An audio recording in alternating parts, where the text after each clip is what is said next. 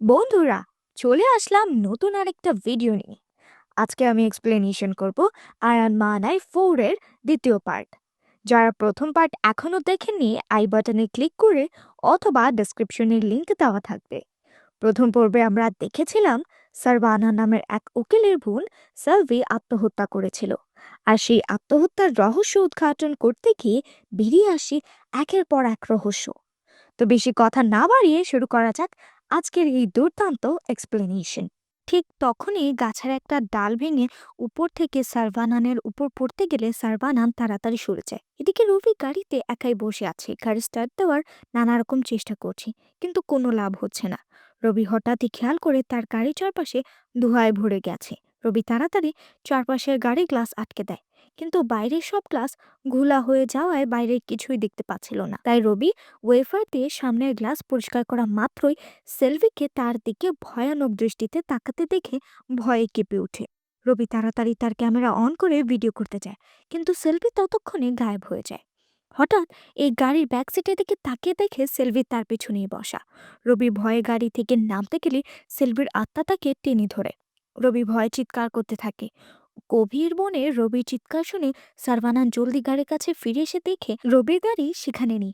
একটু সামনে মাটিতে রবির ক্যামেরা পড়ে আছে। ক্যামেরা উঠিয়ে ভিডিও অন করতে দেখে সেই তান্ত্রিককে সেই ক্যামেরায় উঁকি মেরে চলে গেছে। সারভানান আশেপাশে তান্ত্রিককে খোঁজার চেষ্টা করে, কিন্তু কোথাও তাকে পায় না। পরের দিন মায়ের রান্না করে এসে ফুফুকে এক পাশে নিয়ে গিয়ে বলে, কাল রাতে শক্তির রুমে কালো ছায়া দেখেছি, এই বাসায় কোনো আত্মা আছে। ফুফু বলে, আমিও ওই ছায়াকে দেখেছি, কাউকে এই কথা বলো না, এমনি এই বাসা বেচতে পারছি না। আর এই খবর ছড়িয়ে গেলে আমরাও এখান থেকে যেতে পারবো না, আর তুমিও হাসপাতাল বানাতে পারবে না। স্যার বানানকে গাড়িতে কোথাও যেতে দেখে মায়া স্যার বানানকে বলে, আমার স্কুটি ঠিক করতে দিয়েছি, আমাকে একটু মন্দিরে নামিয়ে দেবেন। মায়ের সাথে মন্দিরে এসে স্যার বানান বলে, এত ছোট গ্রামে এত বড় উৎসব হবে আমি তো আগে ভাবতে পারিনি। মায়া বলে, 10 বছর পর একবার এই অনুষ্ঠান হয়, তাই এখানে হাজার হাজার মানুষ আসে, আর এই মন্দিরে যা যা হয় তাই নাকি পূরণ হয়, আর তাই এই বিশাল মূর্তি 6 মাস আগে থেকে বানানো শুরু হয়। পণ্ডিতের একদল হেঁটে গেলে মায়া বলে, বিভিন্ন জায়গা থেকে পণ্ডিতরা পবিত্র পানি এনে মূর্তির অভিষেক করে। পণ্ডিতের দলে গল্পের শুরুতে দেখা সে পণ্ডিতকেও দেখা যায়। সেই পণ্ডিত হঠাৎ গেটের বড় গম্ভীরে কি যেন একটা দেখে ভয়ে দৌড়ে পালিয়ে যায়। মাইকে নামিয়ে দিয়ে স্যার বানান জঙ্গলের ভিতর দিয়ে যাওয়ার সময় হঠাৎ দেখে একটা শিয়াল রবির একটা জুতা মুখে নিয়ে দৌড়াচ্ছে। স্যার বানান গাড়ি থেকে নেমে সেই পথে খুঁজতে খুঁজতে রবির আরও একটা জুতা দেখে। সামনে দেখে রবির গাড়ি বড় একটা বটগাছের সাথে খুব বাজেভাবে ধাক্কা খেয়ে অ্যাক্সিডেন্ট করেছে। স্যার বানান রবিকে আশেপাশে খুঁজতে থাকে, ঠিক তখনই খেয়াল করলেই দেখে বিশাল এই বটগাছের মধ্যেই রবির উল্টানো লাশ পড়ে আছে। স্যার বানান তাড়াতাড়ি কল দিয়ে সবাইকে খবর দেয়। কিছুক্ষণ পরেই বটগাছকে ঘিরে গ্রামবাসী আর পুলিশের ভিড় জমে যায়। রবির বাবা এসে ছেলের এই অবস্থা দেখে কান্না করতে করতে আফসোস করে বলে, কাল তোর জন্মদিন, ভেবেছিলাম গ্রামের এই অনুষ্ঠানের সাথে ধুমধাম করে তোর জন্মদিন পালন করব, কিন্তু একই হয়ে গেল।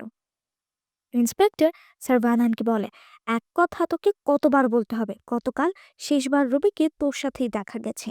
স্যার বানান বলে, ওই তান্ত্রিককে সন্দেহ করার বদলে আপনি কেন আমাকে সন্দেহ করছেন? আমি গতকাল বনের মধ্যে দিকে ফিরে এসে রবিকে আর দেখিনি, ভেবেছি হয়তো ভয় পালিয়ে গেছে। আপনারা ওই তান্ত্রিককে জিজ্ঞেস করছেন না কেন? জুনিয়র ইন্সপেক্টর বলে, খবরদার, তান্ত্রিককে নিয়ে এমন উল্টাপাল্টা কথা বলবেন না। হয়তো সে ক্যামেরা নিচে পড়ে থাকতে দেখে অবাক হয়ে ক্যামেরা দেখছিল। হঠাৎ লক্ষ্য করে তান্ত্রিক পাশের এক গাছের আড়ালেই লুকিয়ে আছে। সারবানান তাকে দেখার সাথে সাথেই সে পালিয়ে যায়, আর তার পিছু করলে বড় বড় ঘাসের মধ্যে লুকিয়ে পড়ে। সারভানান এই ঘন ঘাসের মধ্যে তান্ত্রিককে না পেয়ে ইন্সপেক্টরকে বলে, ওই তান্ত্রিক যদি কিছু নাই করে তবে সে পালিয়ে গেল কেন? সে এবার প্রথম না, সেলভির স্বামীর সন্তোষের পিছু সে নিয়েছিল। ইন্সপেক্টর কিছুতেই সারভানানের কথা শুনতে চায় না। রবির বাবা বলে, ও যখন বারবার বলছে তখন ওই তান্ত্রিককে খুঁজে দেখেন। এতে ইন্সপেক্টর রাজি হয়ে যায়। জুনিয়র ইন্সপেক্টর বলে, তান্ত্রিক জঙ্গলের ভেতর ছোট এক মন্দিরে থাকে।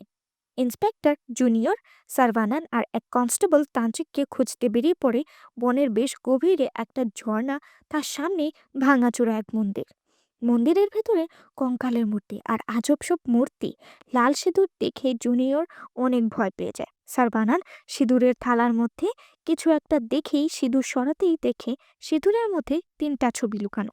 ছবি 3টা বের করতে দেখে যে সেলভির স্বামী সন্তোষ এবং রবির ছবি, আর তাতে লাল চিহ্ন দেওয়া। সারবানান আরো একটা ছবি উঠিয়ে দেখে তার ভাগ্নি শক্তির ছবি। জুনিয়র বলে, আপনি ঠিকই বলেছিলেন। ইন্সপেক্টর বলে, যেখান থেকে হোক তান্ত্রিককে খুঁজতে হবে। তখনই তারা তান্ত্রিককে খুঁজতে বেরিয়ে পড়ে। আসলে তান্ত্রিক গাছের উপরে দাঁড়িয়ে দূর থেকে এদেরকে লক্ষ্য করছে। তার হাতে ইন্সপেক্টরের ছবি, অর্থাৎ এই ইন্সপেক্টরই তার নেক্সট টার্গেট। তার মানে কি, এই তান্ত্রিককে খুনি? মাঝরাতে ছোট সারবানানের হঠাৎ ঘুম ভেঙে যায়। ঘুম থেকে উঠে চশমাটা চোখে দিয়ে সে দেখে তার খাটের পাশে বিছানাটা অনেকে দেবে গেছে, মনে হচ্ছে কেউ এখানে বসেছে। ভয়ে সারবানান খাট থেকে নিচে নামলে ভয়ানক আত্মাটি বিছানা বেয়ে সারবানানের দিকে এগিয়ে আসতে থাকে। সারবানান কোনো মতে দরজাটা খুলে এক দৌড়ে তার বোন শক্তির রুমে গিয়ে তার পাশে শুয়ে পড়ে। এক বৃষ্টিতে শক্তির দিকে তাকাতে দেখে শক্তির মুখ দিয়ে একটা কালো কাটা হাত এগিয়ে আসছে। সারবানান খাট থেকে নামলে পর্দার পিছনে নারী অবয়বে কালো একটা ছায়া দেখে ভয় শক্ত হয়ে দাঁড়িয়ে থাকে। আত্মাটি পর্দা সরাতেই দেখা যায় সারবানান এসেছে। সারবানান জিজ্ঞেস করে, কি হয়েছে, তুমি চিৎকার করলে কেন?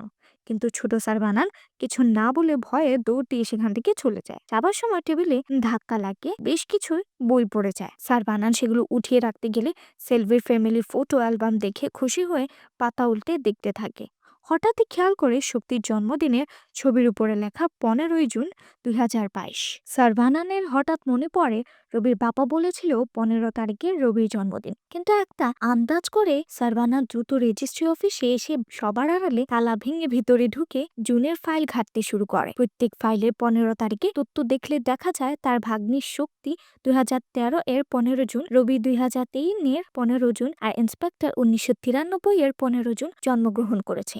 অর্থাৎ সবার জন্মদিন একই তারিখে। ফাইলে দেওয়া ঠিকানা অনুযায়ী সারবানান ইন্সপেক্টরের বাসায় খুঁজতে গেলেন।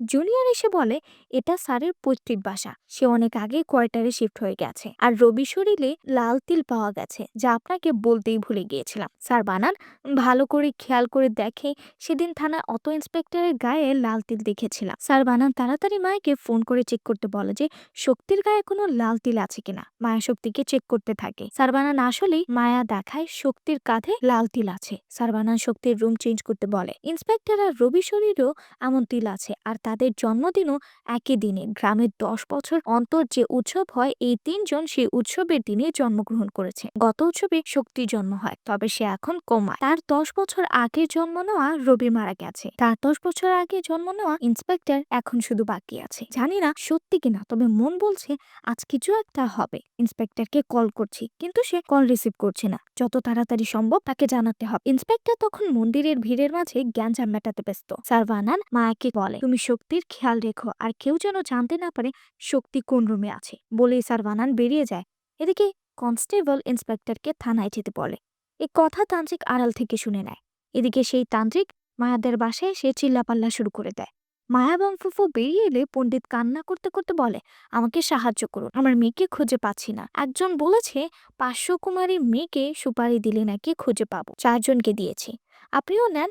মায়া না নিতে চাইলে ফুফু জোরাজুরিতে নিতে বাধ্য হয়। পণ্ডিত বলে, শুনেছি এ বাসায় আরো একটা মেয়ে আছে। মায়া বলে, না না, ও বাচ্চা মানুষ, এখন এখান থেকে চলে যান। কিন্তু পণ্ডিত এগিয়ে এসে মায়ের পায়ে ধরে মিনতি করে বলে, ওকে দয়া করে ডাক দেন। লোকটাকে এভাবে দেখে ফুফুর মায়া হলে বলে, সামান্য পান সুপারি তো, আসেন আপনি বলে ভিতরে নিয়ে গেলে সাথে সাথে কারেন্ট চলে যায়। মায়া বলে, আমার এসব একদম ঠিক মনে হচ্ছে না, আপনি দয়া করে চলে যান। কিন্তু ফুফু মায়াকে বলে, আরে কোনো সমস্যা হবে না। সারবানান মন্দিরে গিয়ে জানতে পারে ইন্সপেক্টর থানায় চলে গেছে। মায়া হারিকেন নিয়ে পণ্ডিতকে নিয়ে যাওয়ার সময় উঠানে একটা কালো ছায়া দেখতে পায়, যে জানালার গ্রিলের পাশে দাঁড়ানো, কিন্তু উপরে তাকিয়ে কাউকে দেখতে পায় না। কিন্তু পণ্ডিত তাকালে একজনকে ঠিকই দেখতে পায়। ইন্সপেক্টর থানায় আসলে জুনিয়র ফাইল দেখে বলে, রবির সমস্ত শরীরে নিজেরই ফিঙ্গারপ্রিন্ট। ইন্সপেক্টর বলে, ওইটা ওই তান্ত্রিকেরই কাজ না তো? ঠিক তখনই জানালায় তান্ত্রিককে দেখতে পেয়ে ইন্সপেক্টর তার পেছনে দৌড়ানো শুরু করে। জঙ্গলের বেশ গভীরে এসে পড়ে। ইন্সপেক্টর জুনিয়রকে অন্যদিকে খুঁজতে বলে আর নিজে আরেকদিকে হাঁটা দেয়। অন্যদিকে মায়া, ফুফু আর সে পণ্ডিত হাঁটছে। 3জনের সাথে আরো একটা কালো ছায়া চলতে দেখা যায়। অশরীরীটি ছায়াটির লাইট পণ্ডিতের দিকে ছুঁড়ে মারলে পণ্ডিত সরে যায়, আর লাইটটা অ্যাকোরিয়ামে লেগে যায়। এসব দেখে মায়া বেশ ভয় পেয়ে গিয়ে বলে, এখন এমনিতেও বিদ্যুৎ নেই, আপনি কাল আসুন, এখন চলে যান। কিন্তু পণ্ডিত মায়ের কোনো কথা না শুনে নিজের ইচ্ছা মতো ঘরের ভেতর যেতে থাকে। পেছন থেকে মায়ার ফুফু পণ্ডিতকে ডাকতে থাকে, কিন্তু পণ্ডিত কোনো উত্তর দেয় না। ফুফু বলে, বাচ্চা তো এই রুমে। মায়া বলে, না, ও এখানে নেই। কিন্তু সেই কথা এই পণ্ডিত কিভাবে জানলো? তার বানান থানায় এসে কাউকে দেখতে পায় না। ইন্সপেক্টর তান্ত্রিককে দেখে গুলি করে, কিন্তু তান্ত্রিক সরে যাওয়ায় গুলি তার গায়ে লাগে না। গুলির শব্দ শুনে সারবানান জঙ্গলে যায়। এদিকে পণ্ডিত শক্তির রুমে ঢোকার সাথে সাথেই দরজা লেগে যায়। মা দরজা ধাক্কাতেই থাকে, কিন্তু তখনই বিদ্যুৎ চলে আসে। পণ্ডিত শক্তির দিকে হাত বাড়াতেই যাবে, তখনই চলন্ত ফ্যানের একটা পাখা লেগে পণ্ডিতের হাত কেটে যায়। কিন্তু পরের মুহূর্তেই কাটা জায়গা আবার ঠিক হয়ে যায়, আর ফ্যানও ঠিক হয়ে যায়। পণ্ডিত শক্তির দিকে আবার আগালে ফ্যান খুলে এসে পড়ে, কিন্তু পণ্ডিত তবুও থামে। এই বাসার ভয়ানক আত্মাটা চিৎকার দেওয়া শুরু করে। রুমের সবকিছু উল্টে পাল্টে যেতে থাকে। পণ্ডিতের কান ফেটে রক্ত বের হওয়ার উপক্রম। পণ্ডিত কোনো রকমে হাত চাপা দিয়ে কান বন্ধ করে রাখে। সব বাধা পেরিয়ে পণ্ডিত শক্তিকে ধরতেই যাবে, ঠিক তখনই আত্মাটা তার সর্বশক্তি দিয়ে এক ধাক্কা দিয়ে রুমের বাইরে ফেলে দেয়। তারপর পণ্ডিতকে টেনে সোজা বাসার বাইরে নিয়ে যায়। ফুফু আর মায়া এমন দৃশ্য দেখে প্রচুর ভয় পেয়ে যায়। সারভানান জঙ্গলে এসে একটা ডাল ভেঙে শিকড় পিছিয়ে তাতে আগুন ধরিয়ে জঙ্গলের গভীরে যেতে থাকে। রাজমহলের আত্মাটা পণ্ডিতকে বাইরে এনে কাপড় ধোয়ার মতো উল্টে পাল্টে পণ্ডিতকে মারতে থাকে। উপর থেকে ফুফু, মায়া এবং মায়ের বাবা, নিচ থেকে মিস্ত্রি এবং কার্পেন্টার এই ভয়ানক দৃশ্য দেখে প্রচুর ভয় পেয়ে যায়। পণ্ডিত বলে, কেউ বাঁচবে না, এই বাসাটা অভিশপ্ত, সবাই চলে যাও, সবার জীবনে ঝুঁকি আছে। এই বলে পণ্ডিত বাসার বাইরে দৌড় দেয়। স্যার বানান জুনিয়রের কাছে গেলে জুনিয়র বলে, তান্ত্রিককে দেখে স্যার সামনে গেছে। তার কথা মতো তারা দুজন সামনে এগোতে থাকে। ইন্সপেক্টর তান্ত্রিককে সামনে দেখে গুলি করতে গেলে তান্ত্রিক ইন্সপেক্টরের হাত মুচকে দেয়। কাগজে থাকা কিছু হাড় পুরনো ছাই দিয়ে ইন্সপেক্টরের চোখে মুখে মাখতেই ইন্সপেক্টর অজ্ঞান হয়ে মাটিতে পড়ে যায়। তারপর ইন্সপেক্টরকে টানতে টানতে নিয়ে আসার শব্দ শুনে সারভানান এবং জুনিয়র সেদিকে এগুলো দেখে তান্ত্রিক ত্রিশূল দিয়ে ইন্সপেক্টরকে আঘাত করতে যাচ্ছে। সারভানান তান্ত্রিকের দিকে তাড়াতাড়ি মশাল ছুঁড়ে মারে। তান্ত্রিক এবং সারভানানের মধ্যে হাতাহাতি শুরু হয়ে যায়। সারভানান জিজ্ঞেস করে, কে তুমি, আর সবাইকে কেন মারছো? তান্ত্রিক বলে, আমাকে ছেড়ে দাও, আগে ওকে বাঁচাও। আর ঠিক তখনই এক অদৃশ্য শক্তিতে জুনিয়র উড়ে গিয়ে দূরে পড়ে যায়, আর ইন্সপেক্টর হাওয়ায় ভাসতে থাকে। এদিকে শক্তির শরীর নড়াচড়া শুরু করে। দরজায় দাঁড়িয়ে ছোট সারভানান এসব দেখে। হঠাৎ ইন্সপেক্টরকে সেই অদৃশ্য শক্তি উপর থেকে ছেড়ে দিতে নিচে মাটিতে পোতা ত্রিশূলের উপর পড়ে সেখানেই মারা যায়। আর শক্তিও চোখ খুলে সারভানানের দিকে তাকায়। হঠাৎ এক ধোয়া কুণ্ডলীর মধ্যে হতেই দেখা যায় তাদের সামনে তাদের মা সেলভি দাঁড়ানো। সেলভিকে দেখে ছোট সারভানান মা বলে ডাকতেই সেলভি সেখান থেকে সরে গিয়ে সারভানানকে তার কাছে ডাকে। তার মানে এইসব খুন কি সেলভির আত্মা করছে? তাহলে প্রশ্ন হলো, কেন? পরের দিন সকালেই পুলিশের একটি টিম পণ্ডিতের বাসায় গিয়ে দেখে পণ্ডিত এবং তার স্ত্রীর লাশ পড়ে আছে। শক্তির জ্ঞান ফিরে আসায় সবাই অনেক খুশি হয়। মায়া মাথার ব্যান্ডেজ খুলে দিলে হাসপাতালে চলে যায়। সারভানান শক্তিকে বলে, সেলভিকে অনেক বছর দেখি না, তোমার মধ্যে ওকে খুঁজে পেয়েছি। ফুফু বলে, এ বাসায় যা হচ্ছে তা ভালো না, আমাদের শহরের বাসায় ফিরে যাওয়া উচিত। সারভানান বলে, সেলভির সাথে যা হয়েছে আমি চাই না তা অন্য কারো সাথে হোক, তাই আমরা এখানে থাকব। ঠিক তখনই জুনিয়র ফোন করে সারভানানকে জানায় পণ্ডিতের লাশ পাওয়া গেছে। ইনকোয়ারির জন্য ডিআইজি স্যার এসেছেন, আপনি আসেন। ডিআইজি আসলে তান্ত্রিক বলে, এটা বাঘ রাক্ষসের কাজ। আমরা কৈলাসে থাকা বৈরবী সম্প্রদায়ের মানুষ। দেবশক্তির বিরুদ্ধে দুষ্টু আত্মাদের তাড়ানোই আমাদের কাজ। 1000 বছর আগে আমাদের পূর্বপুরুষরা আসামের এক দুষ্টু আত্মাকে বন্দি বানিয়েছিল। কিন্তু একদিন ওই আত্মা এক পণ্ডিত পূজারীর পূজা শেষে বাসায় ফেরার সময় পণ্ডিতের মেয়েকে মেরে তার রূপ ধারণ করে। তবে সময়টা ভালো ছিল বলে দেবশক্তির সামনে ওই আত্মা দুর্বল হয়ে পড়ে। সেই সুযোগ কাজে লাগিয়ে পণ্ডিত তাকে মেয়ে বানিয়ে বাসায় নিয়ে আসে। কিছুদিন পরে পণ্ডিতের মেয়ের লাশ গায়ের খালে ভেসে আসলে আমরা জানতে পারি পণ্ডিতের মেয়ে আসলে মারা গেছে। ডিআইজি জিজ্ঞাসা করে, এটা বাঘের কাজ কিভাবে জানলে? তান্ত্রিক বলে, ওই মেয়ের রক্তে চিনির পরিমাণ বেশি পাওয়া গিয়েছিল। ডিআইজি বলে, কেন, বাঘের কি আবার ডায়াবেটিস আছে নাকি? তুমি কি নিজেকে ডাক্তার মনে করছো? তান্ত্রিক বলে, বাঘ হচ্ছে উভচর প্রাণী। সে পানি এবং ডাঙ্গা এবং দুই জায়গাতেই থাকতে পারে। যখন সে মানুষের রূপে থাকে তখন তার রক্ত দেখে চিহ্নিত করা যায়। এটা জানার জন্যই আমরা পণ্ডিতের বাসায় যাই, কিন্তু কেউ যেন এই খবর জানতে না পারে, তাই পণ্ডিত সপরিবারে পালিয়ে যায়। তখন আর আমাদের কিছু মানুষ চেন্নাই যায়, আর আমি তামিলনাড়ু চলে আসি। জুনিয়র জিজ্ঞেস করে, কিন্তু এই দুই জায়গায় খুঁজছেন কেন? ডিআইজি বলে, কারণ এই দুই জায়গায় বাঘকে বিশ্বাস করার জন্য আমাদের মতো বলদ আছে। তান্ত্রিক বলে, কারণ এই এলাকায় দেবীদের একই পাথর দিয়ে বানানো হয়। এদের শক্তি একে অপরের সাথে জড়িত, তাই এই এলাকার সীমানাতেই এই দুষ্ট শক্তিকে কাবু করা যাবে। এই কথা জেনেই পণ্ডিত এখানে এসেছে। আমরা এটাই অনুমান করেছিলাম।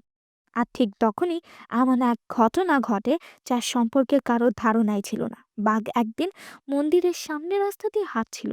হঠাৎ সে সামনে এগুতেই অদৃশ্য কোনো শক্তির সাথে ধাক্কা খেয়ে কোনোভাবেই সামনে এগোতে পারছিল না। আবারও সামনে এগিয়ে মন্দিরের একটা গম্বুজ একটা ছায়ায় পা রাখতেই আবারও জোরে ধাক্কা খেয়ে প্রচুর রেগে সে গম্বুজের দিকে তাকিয়ে থাকে। পূজারী এক কলসিতে করে সে গম্বুজে বাঘের আত্মাকে রেখেছে বুঝতে পেরে সে এক লোককে দিয়ে ওই কলস পেরে নেয়। আত্মা পেলেও ওই আত্মার কোনো শক্তি ছিল না, তাই শক্তি পাওয়ার জন্য এই বাঘকে 3টা বলিদান দিতে হবে। সারবানান বলে, এরা এমন 3জন যারা একই দিনে একই সময় প্রতি 10 বছর পর পর জন্ম নিয়েছে। তাদের মধ্যে আরও একটা বিষয় কমন ছিল, তা হলো লাল তিল। তান্ত্রিক বলে, হ্যাঁ, প্রতি 10 বছরে এই তিথি একবারই আসে। এই সময় দুষ্ট শক্তি যদি এই শক্তি হাসিল করতে পারে তাহলে অনেক শক্তিশালী হয়ে যাবে। ওর 3জন টার্গেট ছিল আপনার বোনের মেয়ে, রবি এবং ইন্সপেক্টর। 3জনের মধ্যে বাচ্চা মেয়েটি ছিল প্রথম, তাই আপনার বোনের স্বামী সন্তোষকে মেরে তার রূপ ধারণ করে বাসায় ঢুকে। এরপর আত্মা যখন বাচ্চার খুঁজে সেলভির কাছে যায়, তখন সেলভি আয়নায় দেখে এটা তার স্বামী না, বরং একটা দুষ্টু আত্মা। তাই সেলভি ধাক্কা মেরে তাকে সরিয়ে দেয়, কিন্তু আত্মাকে বুঝতে দেয় না যে সে সত্যিটা জেনে গেছে। সেলভির জানালা দিয়ে দেখে তাদের পোষা কুকুরটাও মরে পড়ে আছে। বাঘ বাচ্চার কথা জিজ্ঞেস করলে সেলভি বলে কুয়ার পাশে খেলছে। বাঘ চলে গেলে সেলভি তার বাচ্চাদের রুমে খুঁজতে যায়, কিন্তু সেখানে পায় না। বাঘ কুয়ার কাছে বাচ্চাদের দেখতে না পেয়ে শক্তিকে ডাক দিলে শক্তি বলে, আমরা উপরে। বাঘ তাদের নিচে আসতে বললে তারা নিচে আসার সময় সেলভি বাচ্চাদেরকে মন্দিরে ঢুকিয়ে লুকিয়ে রাখে, কারণ বাঘ মন্দিরে ঢুকতে পারবে না। আর বাচ্চাদের বুঝতে দেয় যে তারা লুকোচুরি খেলছে। বাঘ মন্দিরের সামনে দিয়ে হেঁটে গেলেই সেখানে সব প্রদীপ নিভে যায়। সেলভি ভয়ে বাচ্চাদের নিয়ে অন্য রুমে চলে আসে। বাঘ বাচ্চাদের রুমে গিয়ে দেখে সেখানে কেউ নেই। খেলনা গাড়িকে বাচ্চাদের কাছে নিয়ে যেতে বলে। সেলভি এটা দেখে শক্তির পায়েল খুলে জানালা দিয়ে সিঁড়িতে ফেলে দেয়। বাঘ শব্দ পেয়ে সেদিকে গেলে কিছু একটা অনুমান করে বাসার মেইন দরজা বন্ধ করে দেয়। সেলভি উপরে জানালা দিয়ে এসব দেখে অনেক চিন্তায় পড়ে যায়। ঠিক তখনই সেলভির ফোন বেজে ওঠে। সে সেটা উঠাতে গেলে দেখতে পায় বাঘ লাঠি দিয়ে বাড়ি মেরে ফোন ভেঙে ফেলেছে। সেলভি দৌড়ে পালিয়ে যেতে গেলে বাঘ লাথি ছুঁড়ে মারে, আর সাথে সাথেই সেলভির মাথা দিয়ে রক্ত পড়তে থাকে। সেলভি তবুও বাচ্চাদের বাঁচানোর জন্য দরজা লাগিয়ে বাচ্চাদের রুমে আসে, কিন্তু সেখানে তাদেরকে দেখতে না পেয়ে হতাশা হয়ে বাচ্চাদেরকে খুঁজতে থাকে। হঠাৎ বাচ্চারা আলমারির পেছন থেকে বেরিয়ে আসলে বাঘ অনবরত দরজা ধাক্কাতেই থাকে। সেলভির হাতের রক্ত দেখে শক্তি জিজ্ঞেস করে কি হয়েছে। সেলভি বাচ্চাদেরকে সান্ত্বনা দেওয়ার জন্য নিজের ব্যথা লুকিয়ে বলে, আমি তো তোমাদের বাবাকে বোকা বানানোর জন্য প্রাণ করছি।